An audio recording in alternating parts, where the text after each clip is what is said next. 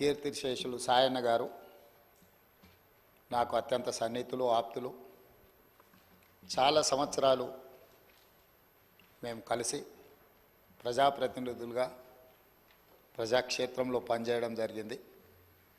సాయన్న గారు అత్యంత సామాన్యమైన కుటుంబంలో 1951 వల్లభానగర్ నిజామాబాద్ జిల్లాలో జన్మించి కష్టపడి వారు 5 సార్లు శాసనసభ్యుడిగా, ప్రజా జీవితంలో కంటోన్మెంట్ బోర్డు మెంబర్గా, కంటోన్మెంట్ ప్రాంత ప్రజా సమస్యల పరిష్కారంలో వారు ఎనలేని కృషి చేసినారు.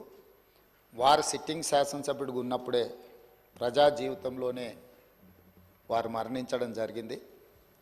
ఆ తర్వాత వారిచ్చిన వారసత్వాన్ని, వారు నెరవేర్చాల్సిన బాధ్యతలను, వారిని అభిమానించిన ప్రజల కోసం